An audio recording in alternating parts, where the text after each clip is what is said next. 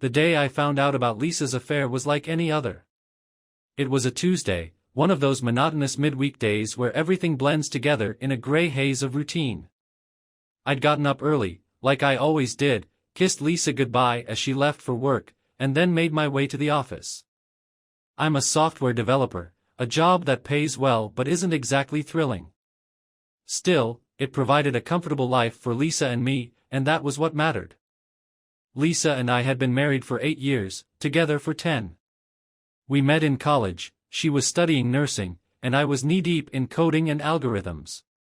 It wasn't a typical romance, there were no grand gestures or whirlwind moments. We just sort of fit. Lisa was practical, grounded, and we shared a mutual respect that made everything easy. Life was predictable, and for the most part, I liked it that way. We bought a house in the suburbs not long after we got married, a modest 3-bedroom with a backyard that we never really used.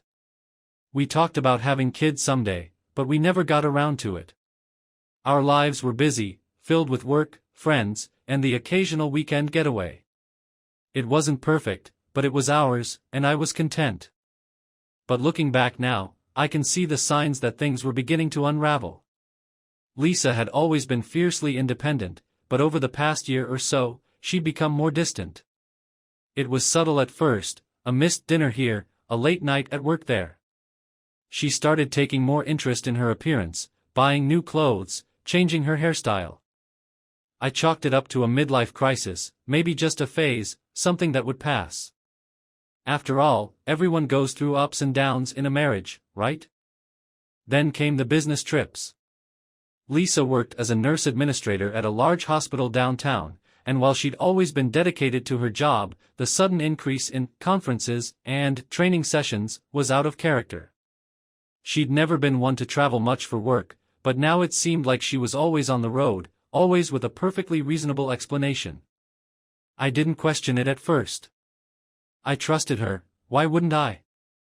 We'd built a life together, and I never had any reason to doubt her. But there were moments when I'd catch her staring off into the distance, her mind clearly elsewhere. She'd be more guarded with her phone, quickly changing screens when I walked into the room or taking calls in another room entirely. And then there were the nights when she'd come home late, her excuses becoming more and more flimsy. I tried to talk to her about it once or twice, but she'd just brush it off, telling me not to worry, that everything was fine. I wanted to believe her, so I did. It wasn't until that Tuesday that the pieces started to fall into place. I was at work, going through the usual motions, when I got a text from Lisa. She said she'd be home late again, something about a last-minute meeting with the hospital board. I didn't think much of it at first, but then I noticed something odd, a notification from our shared cloud account. We'd set it up years ago to share photos and files, mostly out of convenience, and I'd almost forgotten it existed. Curious, I opened the notification, and that's when I saw it, a series of photos and videos uploaded to the account. They weren't ours. In fact, they were nothing like the typical snapshots of our lives together. These were intimate, explicit, photos of Lisa in hotel rooms, with a man I didn't recognize. My heart dropped into my stomach as I realized what I was looking at.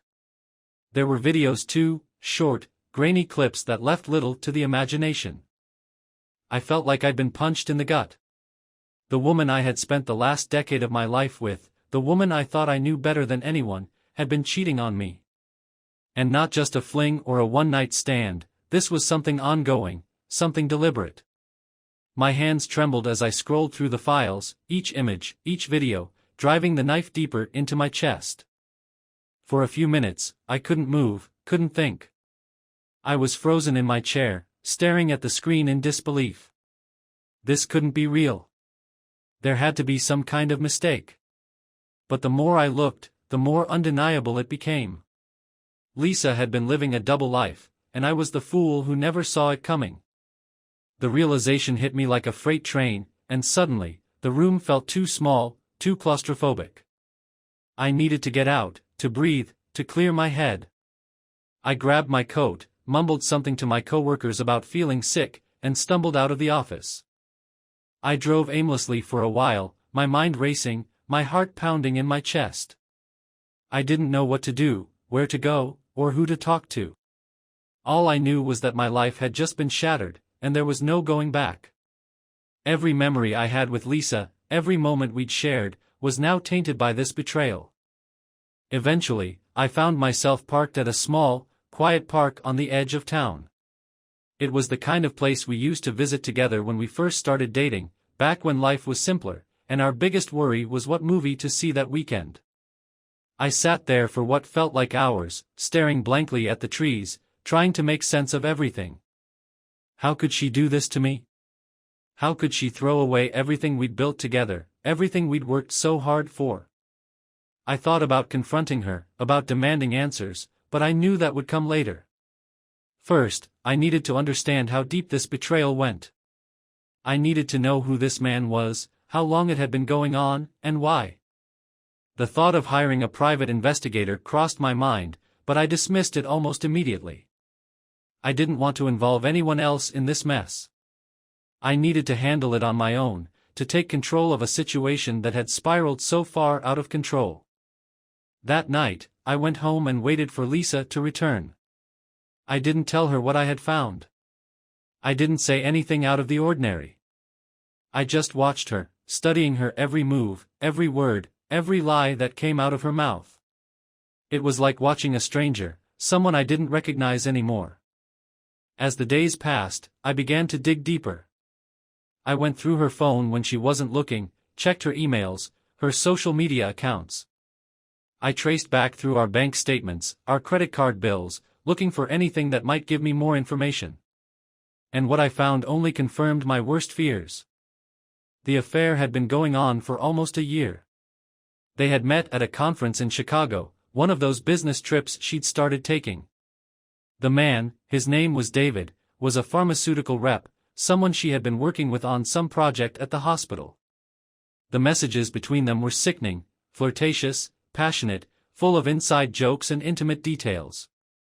They had met up dozens of times, in different cities, different hotels, all while I was sitting at home, completely oblivious. The more I uncovered, the more the anger started to build. It wasn't just the betrayal itself, it was the lies, the deception, the way she had looked me in the eye every day and pretended like everything was fine. I thought about all the times I had trusted her, all the times I had defended her, all the sacrifices I had made for our marriage, and it made my blood boil. But I didn't confront her. Not yet. I wasn't ready for that. I needed to plan, to figure out my next move. I wasn't going to let her walk all over me, wasn't going to let her get away with what she'd done. I was going to make sure she understood exactly what she had thrown away. So I bided my time, gathering evidence, building my case, preparing for the inevitable confrontation. The day would come when I would finally confront Lisa, when I would lay everything out on the table and watch her world crumble around her. But until then, I played the part of the unsuspecting husband, waiting, watching, and planning my revenge. And when that day finally came, she would realize just how much she had underestimated me. The days following my discovery of Lisa's affair were some of the longest and most grueling of my life. I went through the motions of our daily routine, pretending everything was normal, while inside, I was seething with a mix of anger, pain, and disbelief. I couldn't let on that I knew, not yet. I had to be patient, had to wait until the moment was right. But every time Lisa kissed me goodbye, or smiled at me across the dinner table, it felt like a knife twisting in my gut.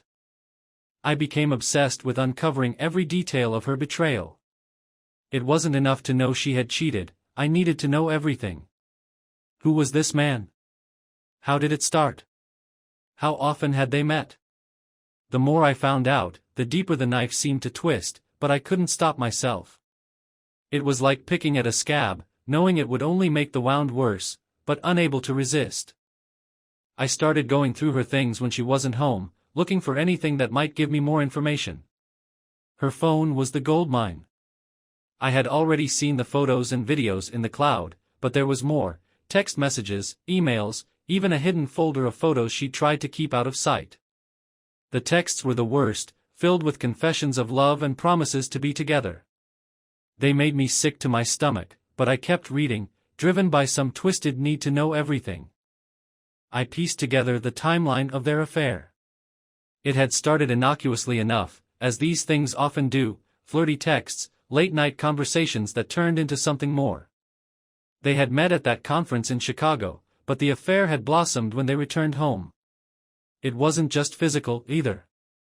They had an emotional connection, something I thought was reserved for us. They talked about their dreams, their fears, and even their future together, as if I didn't exist, as if the life we had built together meant nothing. I found out that they'd been meeting up regularly, whenever they could find the time. Sometimes it was during her so-called business trips, other times it was while I was at work or out with friends. They'd even met at our house a few times when I was away on a weekend trip with the guys. The thought of them in my bed, in my home, made my blood boil. But it wasn't just about me.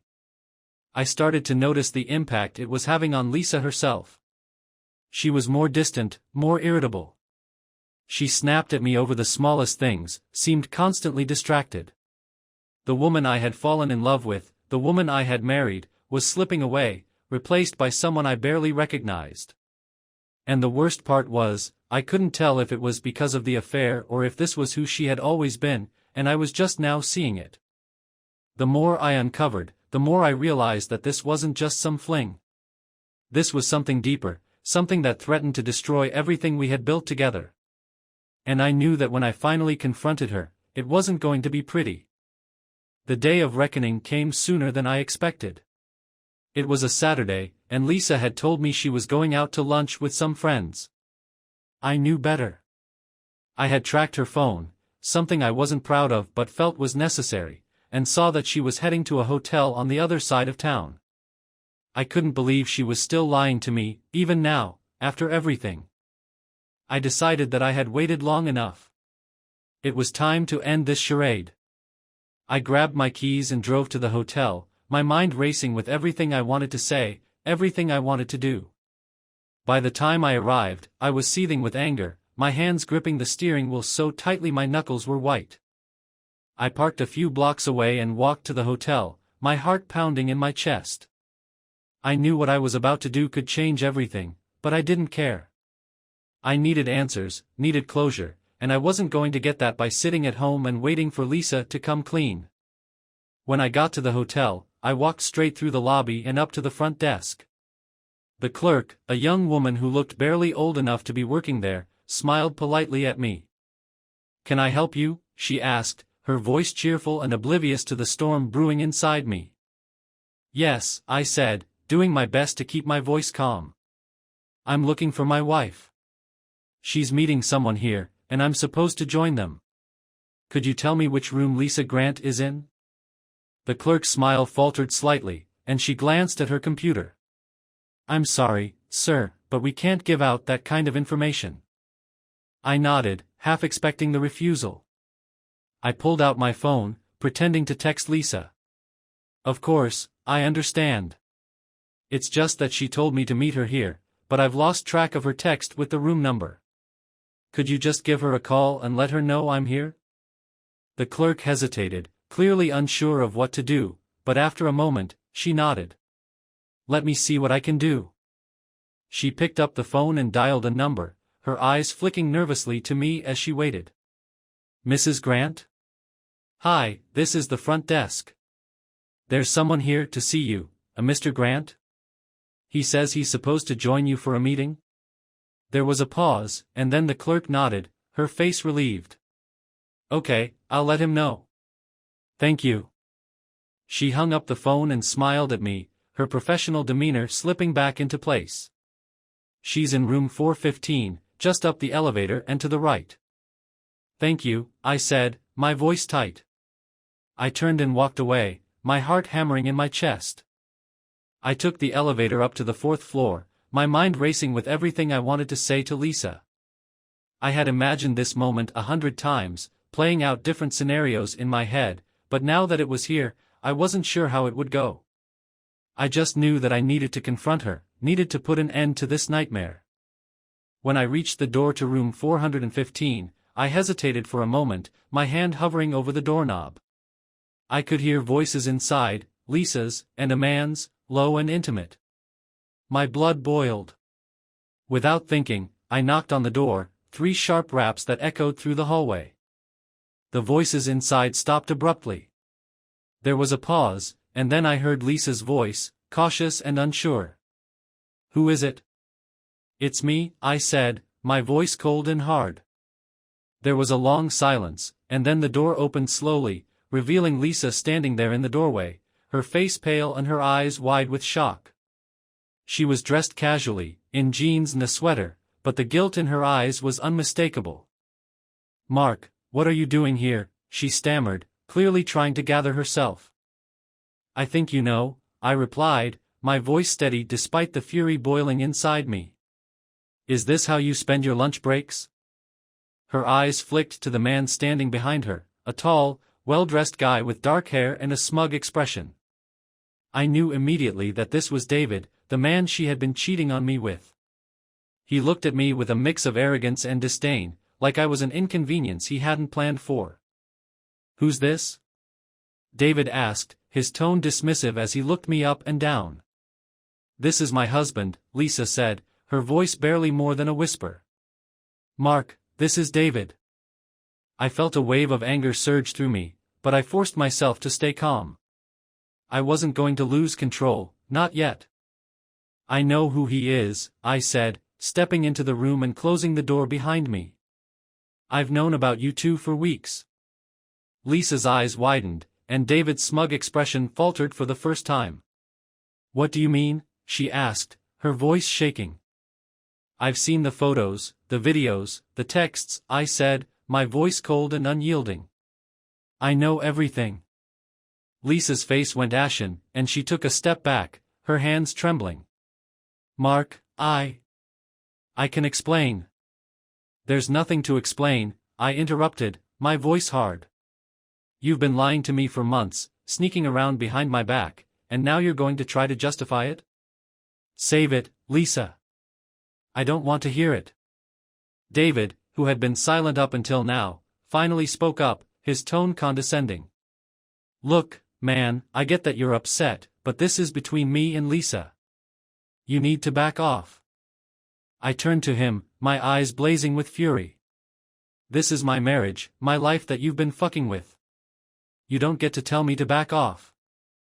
David opened his mouth to argue, but I took a step toward him, my fists clenched at my sides. "You've done enough damage. You're going to stay the hell away from my wife, and you're going to disappear.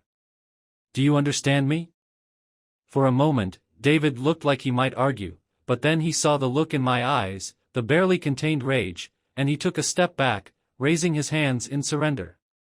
"Fine," he muttered. "Whatever you say." I turned back to Lisa, who was standing there, tears streaming down her face. "Mark, please. I never wanted to hurt you. I never wanted it to end like this." "It ended the moment you decided to cheat on me," I said coldly. "You've destroyed everything, Lisa. Our marriage, our life, all of it. And now you're going to have to live with the consequences." She sobbed, covering her face with her hands, but I didn't feel any sympathy for her. The woman I had loved, the woman I had trusted with my heart, was gone. And in her place was someone I didn't recognize, someone I didn't want to know. I turned and walked out of the room, leaving Lisa and David behind. I didn't look back, didn't hesitate. I had said everything I needed to say, and there was nothing left for me in that hotel room. I knew what I had to do next, and it wasn't going to be easy. But I was ready. Ready to end this nightmare, ready to take back control of my life. And that meant taking the next step, divorce. I had all the evidence I needed, and I wasn't going to let Lisa walk away without paying the price for what she had done. She had betrayed me in the worst possible way, and I wasn't going to let her get away with it. Driving home from that hotel, my mind was a chaotic mess of emotions. The confrontation with Lisa and David had given me a taste of the closure I needed, but it was far from over. I'd said my piece, but now the real battle was about to begin.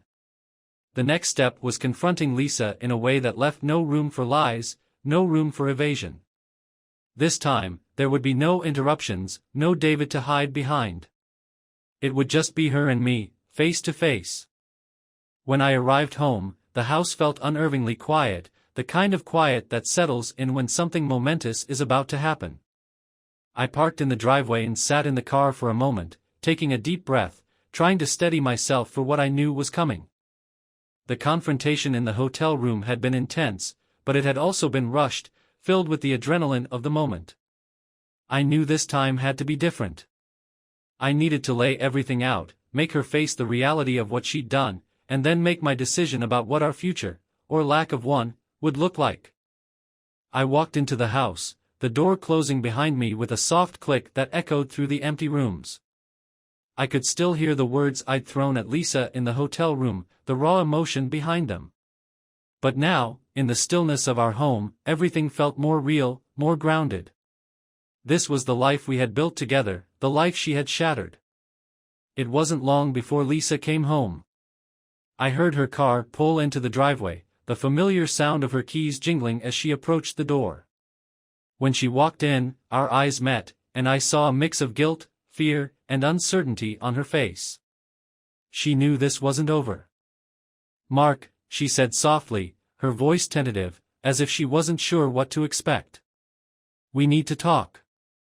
"That's the understatement of the century," I replied, my voice devoid of any warmth. "Sit down, Lisa." She obeyed without protest, taking a seat on the couch. I remained standing, towering over her, my arms crossed as I looked down at her. For a moment, I just stared at her, trying to reconcile the woman in front of me with the woman I had loved for so many years. It felt like a bad dream, one I couldn't wake up from. "How long?" I asked, my voice calm but firm. She blinked, her eyes wide with confusion. "What? How long have you been cheating on me?"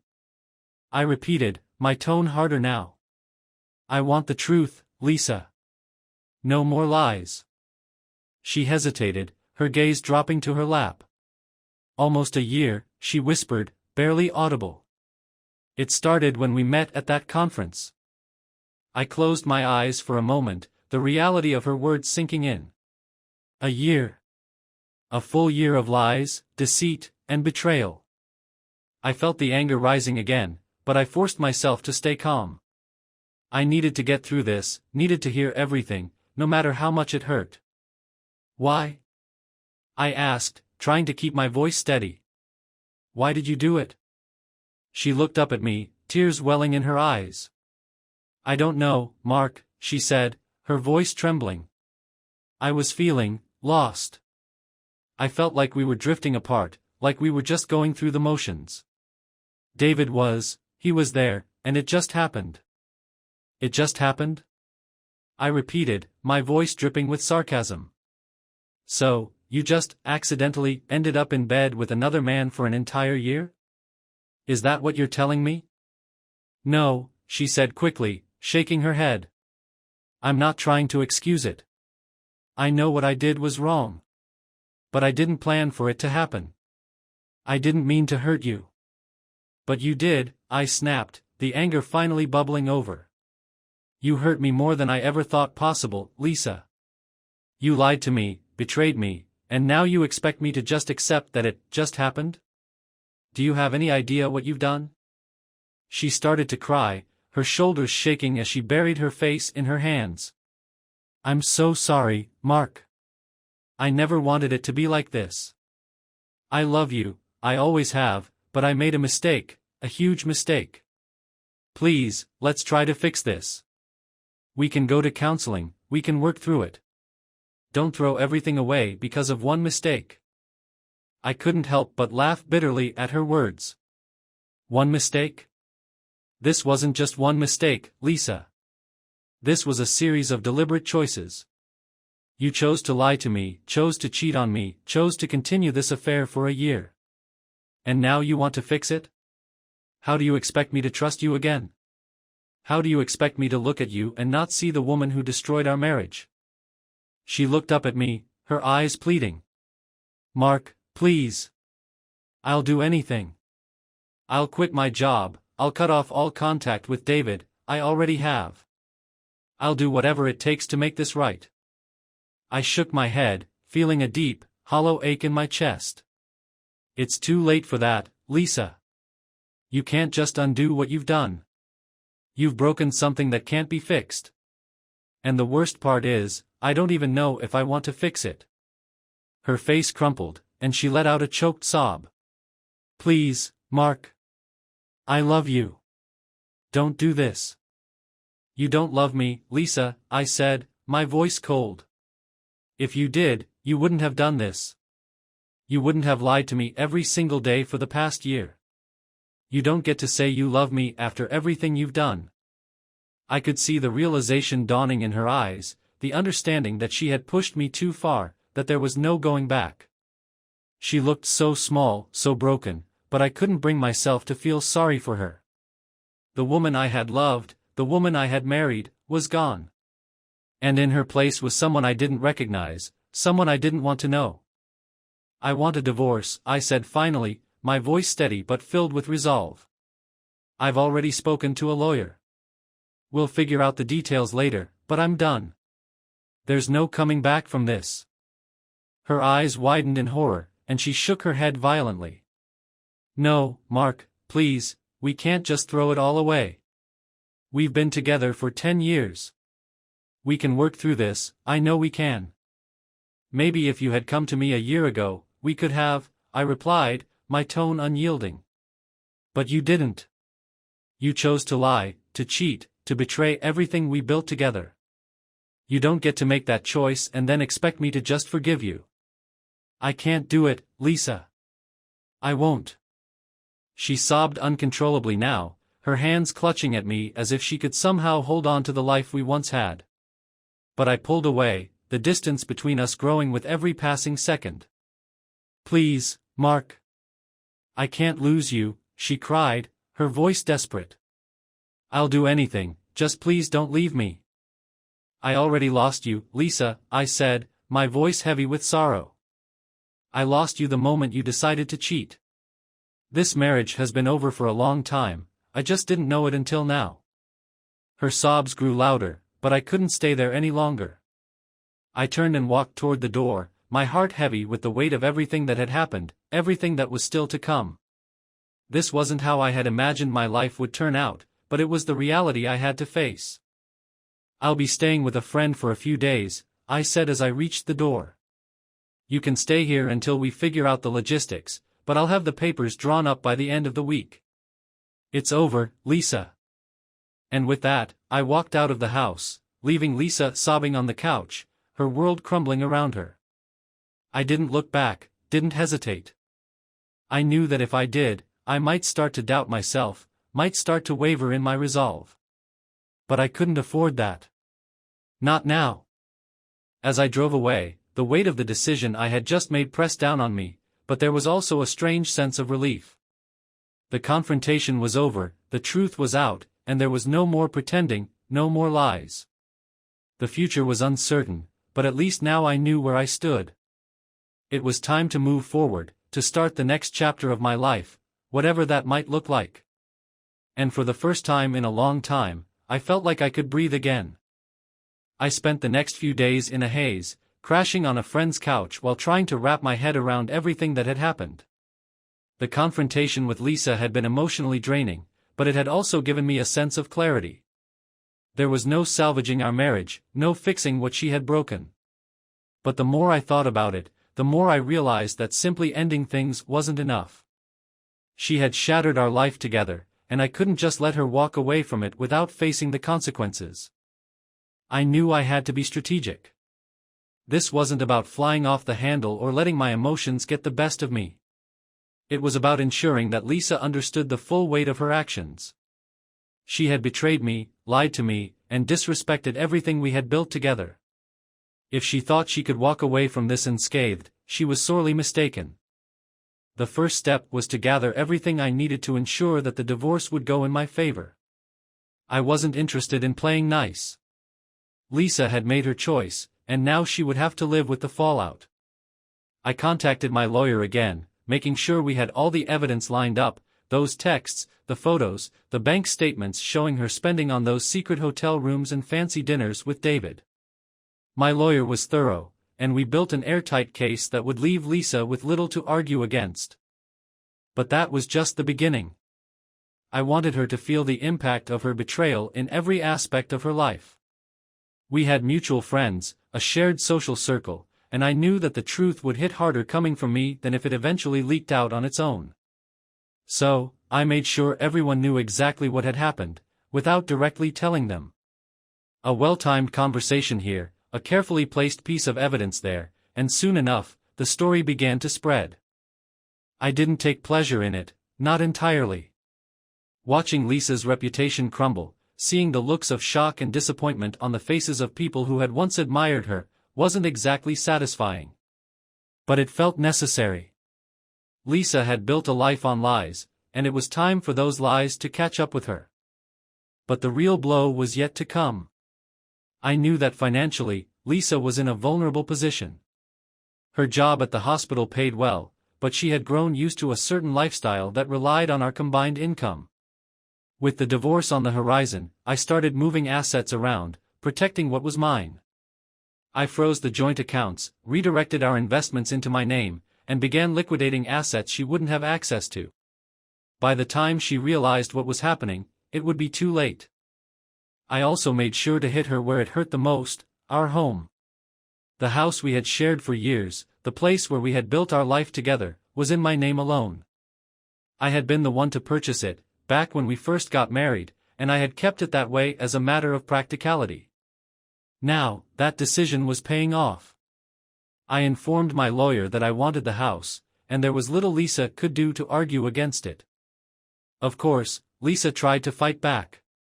When she found out what I was doing, she called me in tears, begging me to stop. She pleaded for a chance to talk things through, to work out a more amicable arrangement. But I was done with her manipulation, her lies. I told her, in no uncertain terms, that she had made her bed, and now she had to lie in it. You chose this, Lisa, I said, my voice cold and unyielding. You chose to betray me, to destroy our marriage. Now you're going to deal with the consequences. You don't get to walk away from this without paying the price. Her response was predictable: more tears, more empty promises, more attempts to appeal to the man I used to be, the man who would have done anything for her. But that man was gone, replaced by someone who had learned the hard way that trust isn't something to be given lightly. I wasn't going to be swayed by her crocodile tears, not this time. As the divorce proceedings dragged on, it became clear that Lisa was losing her grip. She showed up to meetings with our lawyers looking tired, disheveled, a shadow of the confident woman she used to be. Her friends, our mutual friends, began to distance themselves, not wanting to be associated with the scandal she had brought into our lives. Even her colleagues at the hospital started treating her differently, the whispers of her affair and the impending divorce making their way through the grapevine. But the final blow came when she realized she was going to lose the house. I'll never forget the look on her face when she found out, pale, wide-eyed, like she couldn't believe what was happening. She had always seen that house as her safe haven, her domain, and now it was slipping through her fingers. Mark, please, she begged, her voice shaking as she sat across from me in the lawyer's office. I need the house. It's all I have left. Please, just let me keep it. I looked at her, feeling a strange sense of detachment. This woman, who had once been my whole world, was now a stranger to me. And I felt nothing for her pleas. No, Lisa, I said, my voice firm. You don't get to keep the house. You don't get to keep anything. You made your choices, and now you have to live with them. I'm keeping the house, and you can find somewhere else to live. She broke down then, sobbing into her hands, but I didn't waver. This was about more than just a house, this was about reclaiming my life, about making sure that Lisa understood the gravity of what she had done. And I wasn't going to back down. The divorce was finalized a few weeks later. I got everything I wanted, the house, the assets, and the satisfaction of knowing that Lisa was left with nothing but the mess she had created. She moved out of the house a few days after the final papers were signed, leaving behind the remnants of the life we had once shared. As I watched her drive away, a part of me felt a twinge of sadness, a flicker of what could have been. But it was quickly extinguished by the reality of what she had done, the betrayal that had torn us apart. I wasn't the same man I had been before all of this, but I was stronger, wiser, and ready to start over. The house felt different after she was gone, quieter, emptier, but also full of potential. It was mine now, a blank canvas on which I could rebuild my life. I spent the next few days clearing out the last of her things, scrubbing away the memories of our life together, and making the space my own. But the revenge wasn't just about taking everything from her. It was about moving forward, about reclaiming my life and building something new. I knew that the road ahead wouldn't be easy, but I was ready for it. I had faced the worst, and I had come out the other side. In the weeks that followed, I started to rebuild. I focused on my work, reconnected with friends I had lost touch with, and slowly began to find my footing again. The anger and bitterness that had fueled me during the divorce started to fade, replaced by a sense of determination and hope for the future. Lisa, on the other hand, wasn't doing so well. I heard through the grapevine that she was struggling, financially, emotionally, in every way possible. She had lost her job at the hospital, a casualty of the scandal that had followed her, and was forced to move into a small apartment across town. Her social circle had all but disappeared, and she was left with the wreckage of her life, the life she had chosen to destroy. Part of me felt a grim satisfaction in knowing that she was facing the consequences of her actions. But another part of me, the part that still remembered the woman I had once loved, felt a pang of sadness for what we had lost. But I knew that it was time to let go, time to move on and focus on the life I was rebuilding. Revenge had been necessary, but it wasn't the end of the story. It was just the beginning of a new chapter, one where I was in control, where I could create the life I wanted. And as I stood in the house that was now mine, looking out at the future that lay ahead, I felt a sense of peace that I hadn't felt in a long time. The past was behind me, and the future was mine to shape. I had taken back control of my life, and I wasn't going to let anyone take it from me again. As much as I tried to move forward after the divorce, there was still one loose end that gnawed at me, David. He wasn't just some random guy, he was the man who had helped tear apart my marriage, who had lied and schemed alongside Lisa. It wasn't enough that I'd taken everything from Lisa, David needed to pay for his role in this too. He had enjoyed his little fling, thinking there would be no consequences, but he was about to learn how wrong he was. I knew from my earlier investigations that David was a pharmaceutical rep with a cushy job at a well-known company. He had a reputation for being charming, successful, and reliable, qualities that undoubtedly helped him in his line of work. But that same charm and confidence were what made him careless, and I knew that if I could dig deep enough, I'd find something to use against him. I started by doing some research on his company, digging into their business practices and any rumors that might be floating around. It didn't take long to discover that the pharmaceutical industry, while lucrative, was also rife with potential for scandal. I spent hours sifting through reports, looking for any connection between David and questionable activities. And then I found it, something small but potentially devastating. David had been involved in several high-profile deals where his company had pushed certain drugs to doctors with financial incentives. It was a gray area, technically legal, but ethically dubious. I had a hunch that if I could find the right angle, I could use this to my advantage. So, I kept digging, piecing together a trail of emails, internal memos, and financial records that painted a damning picture of David's involvement in these deals. Once I had everything I needed, I knew exactly what to do. I prepared an anonymous dossier and sent it to two places, the company's HR department and a few key reporters who specialized in exposing corporate corruption. It was a calculated move.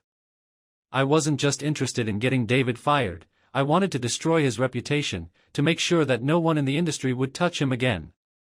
The fallout was swift.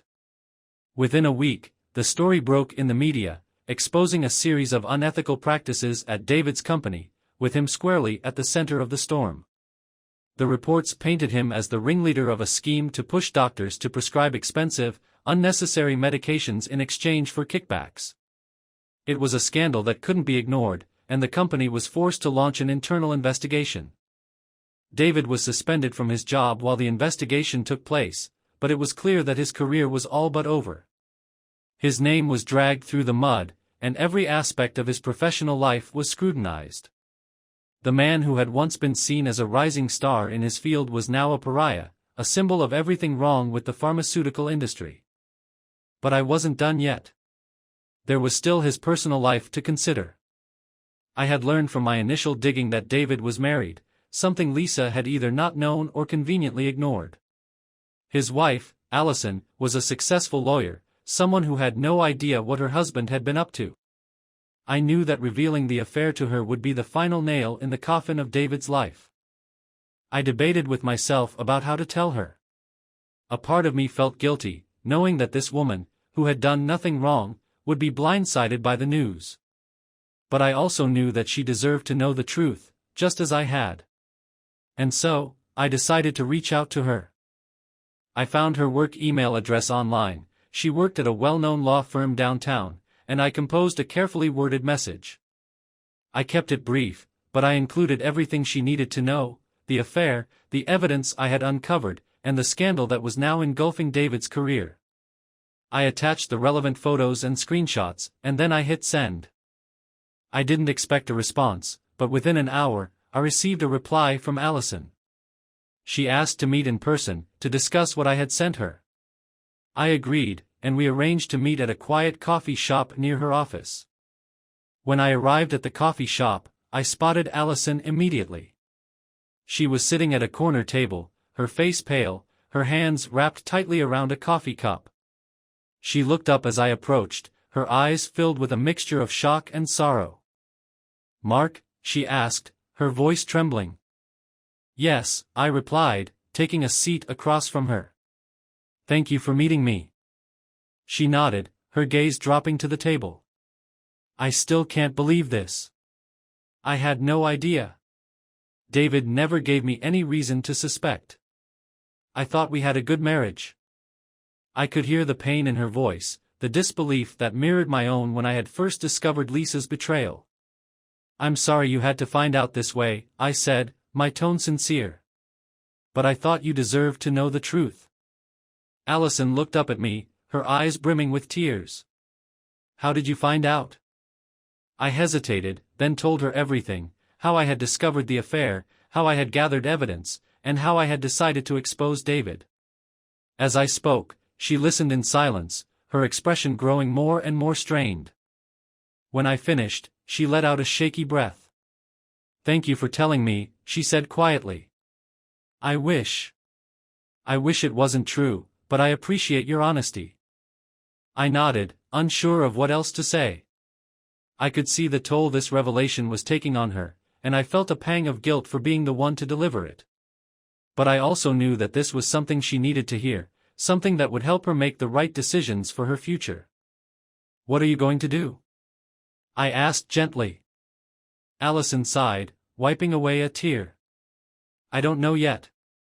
I need time to process all of this. But I know one thing for sure: I can't stay with him. I can't be married to someone who's capable of this kind of deceit." I nodded, understanding completely. I felt the same way when I found out about Lisa. She looked at me, her expression softening. "It's strange, isn't it? To realize that the person you thought you knew is a stranger?" "It's more than strange," I agreed. "It's devastating." We sat in silence for a moment, both of us lost in our own thoughts. Finally, Allison spoke again, her voice firmer this time. "I'm going to divorce him. I'll make sure he pays for what he's done, not just to me, but to everyone he's hurt. He won't get away with this." I could see the determination in her eyes, the strength that had been buried beneath the initial shock. I knew then that David's life was about to get a lot worse. He had crossed the wrong woman, and now he was going to face the consequences. "I wish you the best," I said sincerely. "If you need anything, any more information or help, don't hesitate to reach out." "Thank you, Mark," Allison said, her voice warm despite the situation. "And I hope you find peace after all of this." I nodded, standing up to leave. "You too, Allison. Take care." As I walked out of the coffee shop, I felt a sense of closure settling over me. I had done what I needed to do, David's career was in ruins, his marriage was likely over, and he was facing the consequences of his actions. It wasn't about revenge anymore, it was about justice. The next few weeks were a whirlwind for David.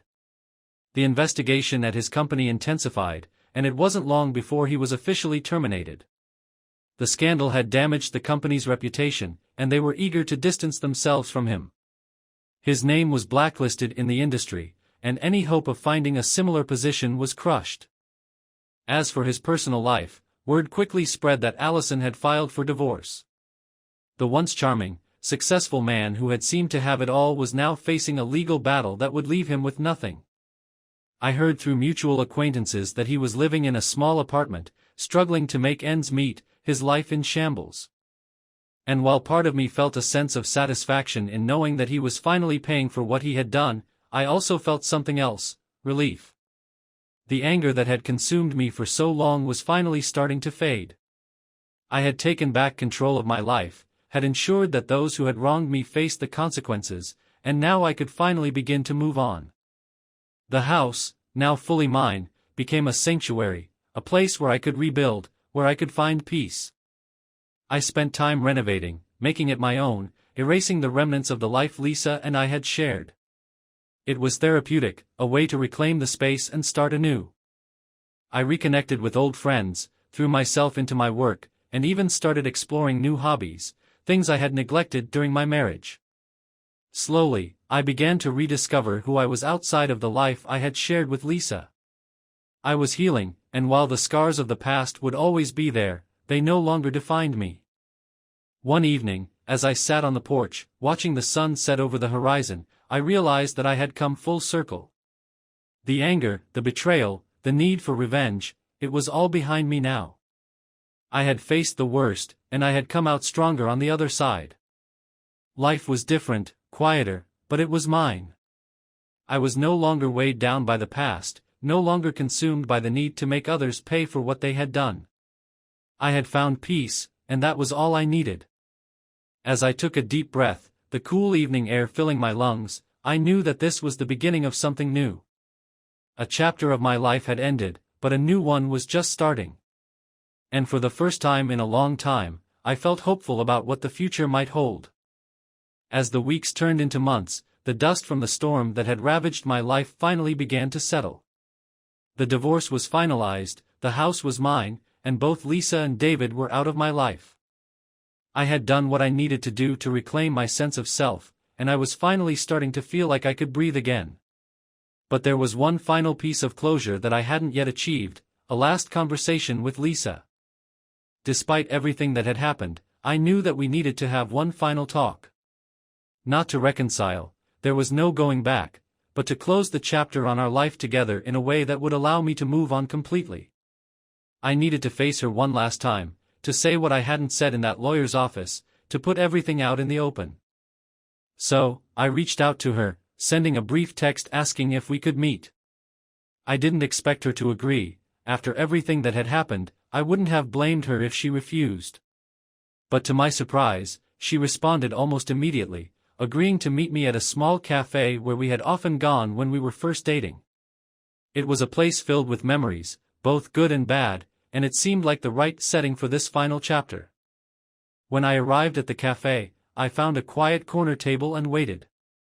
The cafe was much the same as I remembered it, with its warm lighting and cozy atmosphere, but it felt different now, tinged with the weight of everything that had happened. I sat there, nursing a cup of coffee, mentally preparing myself for the conversation ahead. It wasn't long before Lisa arrived. As she walked in, I could see that the past few months had taken their toll on her. She looked thinner, more fragile, her eyes lacking the spark they once had. She spotted me almost immediately and hesitated for a moment before making her way over to the table. "Hi, Mark," she said softly as she sat down across from me. Her voice was tentative, unsure. "Hi, Lisa," I replied, keeping my tone neutral. "Thanks for agreeing to meet." She nodded, her hands wrapped around the mug the barista had just placed in front of her. "I wasn't sure if you'd ever want to see me again." Honestly, I wasn't sure either, I admitted, taking a sip of my coffee. "But I think we both need this, some kind of closure. Lisa looked down at her mug, her fingers tracing the rim. I suppose you're right. It's just hard. Everything's changed so much. It has, I agreed, leaning back in my chair. And that's why we're here. There's a lot that's been left unsaid, a lot of things that we both need to get off our chests. She nodded again, her eyes still fixed on the mug. I know I've hurt you, Mark. More than I can ever make up for. I've had a lot of time to think about everything that's happened, and I realize now just how much I took for granted. Yeah, I said quietly, feeling a mix of emotions swirl within me. You did. But I'm not here to rehash all of that.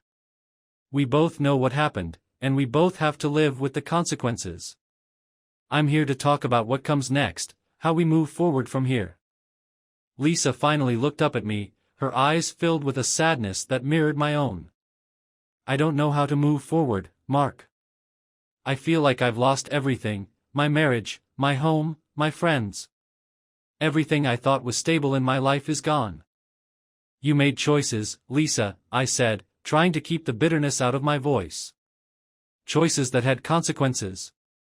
I'm not saying that to hurt you, I'm just stating the facts. But you're right about one thing, everything has changed. And we both have to figure out what to do with what's left. She sighed, her shoulders slumping as she absorbed my words. I know. I wish I could go back and do things differently. I wish I could undo all the hurt I caused. But you can't, I replied, my voice firm but not unkind. None of us can. All we can do is learn from it and move on. That's why I wanted to meet with you, to make sure that we're both on the same page about where we go from here. Lisa took a deep breath, her fingers still nervously playing with the mug in front of her. I don't want to be at odds with you, Mark. I know I don't deserve your forgiveness, but I don't want to carry this bitterness with me for the rest of my life. I nodded, understanding the sentiment. I don't want that either. But forgiveness isn't something that happens overnight. It's a process. And right now, I'm not sure I'm there yet. What I can do is let go of the anger, the need for revenge. I've already taken steps to reclaim my life, to rebuild what was broken. But that doesn't mean I can just forget everything that happened. She seemed to shrink a little in her seat, as if my words were physically weighing her down. I get that. I do. I miss what we had, Mark. I miss us. I miss it too, I admitted, my voice softer now. But what we had is gone, Lisa. And trying to hold on to it, trying to pretend like we can go back to how things were, would only hurt us both even more. We need to focus on moving forward, on finding a way to live our lives separately. A tear slipped down Lisa's cheek, and she quickly wiped it away. I never thought it would end like this. I always imagined growing old together, sitting on a porch somewhere, watching the sunset. Me too, I said, my heart aching at the thought. But life doesn't always go the way we plan. And sometimes, the best thing we can do is accept that and try to make the most of what we have left. She nodded, biting her lip as she tried to keep her emotions in check. I know you're right. I don't know how to move on from here. Take it one day at a time, I advised, feeling a strange sense of calm settle over me. It's not going to be easy, but it's the only way. Focus on rebuilding your life, on finding happiness in new things. That's what I'm trying to do. Lisa looked at me, her eyes searching mine for a long moment. Do you think we'll ever be friends again? Or at least, be able to talk without all this tension? I thought about it for a moment, considering the possibility.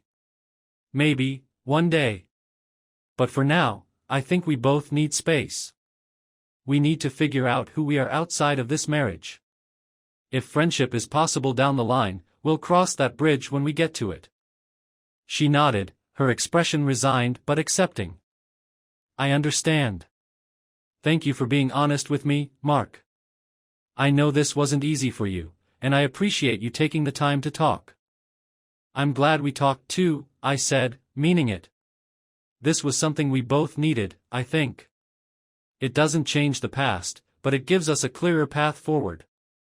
We sat in silence for a few moments, the weight of everything that had been said hanging between us. It wasn't the closure I had once imagined, but it was closure nonetheless. There were no more illusions, no more lies, just two people trying to find a way to move on from the wreckage of what had once been a life shared. Finally, Lisa stood up, signaling that it was time to leave. "Take care of yourself, Mark," she said softly. "I hope you find happiness." "You too, Lisa," I replied, standing up as well. "Take care." We walked out of the cafe together, but as soon as we stepped outside, we went our separate ways, her to her car, me to mine. There were no final glances, no lingering goodbyes. We had said everything that needed to be said, and now it was time to truly part ways. As I drove home, I felt a strange mix of emotions: sadness for what was lost, relief that the conversation was finally over, and a sense of finality that I hadn't expected. This was it, the end of a chapter that had defined so much of my life. But as one chapter ended, another was beginning, and for the first time in a long time, I felt ready to embrace it. When I got home, the house felt different. The ghosts of the past, the memories that had haunted me for so long, seemed to have finally lifted. I walked through the rooms, feeling a sense of peace that had been missing for far too long. I sat down on the couch, looking out at the sunset as it cast a warm glow over the room. There was still a lot of work to be done, still a lot of healing to go through, but I knew that I was on the right path. The past was behind me, and the future was mine to create. And as the sun dipped below the horizon, I took a deep breath and let go of the last remnants of the life I had once shared with Lisa. It was time to move forward, time to embrace whatever came next. And for the first time in a long time, I felt hopeful about the future.